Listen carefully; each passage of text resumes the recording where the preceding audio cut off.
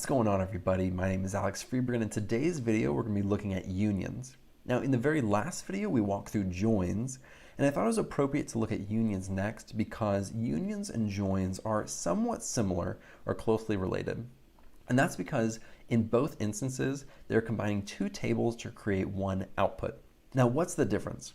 The difference is that a join combines both tables based off a common column. And in the last video that was the employee ID. So in both tables we had an employee ID, and when you're selecting your data, you have to choose either to only select one employee ID, or you can choose both employee IDs, but they're in separate columns. And with a union, you're actually able to select all the data from both tables and put it into one output where all the data is in each column and not separated out, and you don't have to choose which table you're choosing it from. Now, that may not have made 100% sense, but let's look at it real quick in stages. So let's go down here and let's actually join this table together and see what we get. Now, the two tables that we're looking at is employee demographics and warehouse employee demographics. So over here, we have our employee demographics information, and then over here, or actually down here, we have our warehouse employee demographics. Now, right now I'm doing a full outer join, so we're looking at all the data, and if we were to pull this in to an Excel spreadsheet, we could just copy this and paste it over here, and we would be good to go. And that's because we have all the same columns: first name, last name, age, gender, first name, last name, age, gender. But if we tried to combine this in a query where we had this information right here, it wouldn't work. We cannot get it in the same column, and that's where a union comes into play. So let's go back up here and let's actually run both of these. Now, as you can see, they have the exact same columns, and that makes it super easy for what we're about to do. All we're going to do is between these two queries, which are completely separate right now, all we're going to do is write union.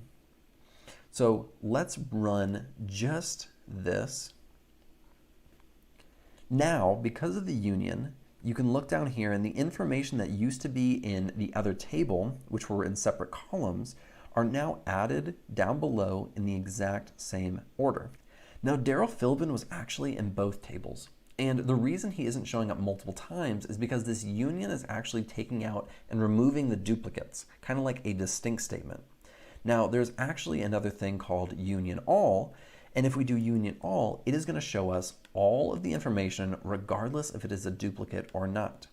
So let's run that real quick, and they are both there, but let's order by, and let's do employee ID. So now let's run it, and as you can see right here, these are exact duplicates, and so the union got rid of it because they were the exact same, but the union all kept it in because it is showing just the data as is. Now let's get rid of this union all, because the only reason why it works so well is because those two tables were the exact same. They were employee ID, first name, last name, age, gender, so they're basically the same tables just with different information, so it made it really easy. But we have another table, employee salary, and let's look at these two tables. So these two tables are obviously very different. They hold different information. Now, we would still be able to combine them. So let's do employee ID, first name, and let's do age. Now down here on the employee salary table, we will do employee ID, job title, and salary. Now let's use a union really quick and run this one.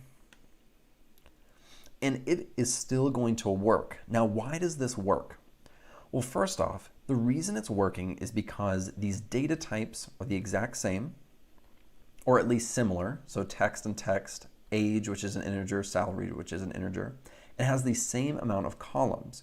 So 3 and 3. So we have employee ID, first name, and age, and it's taking that from the first select statement. And it's still using a union to take the data from the second select statement. So it's still inserting this information.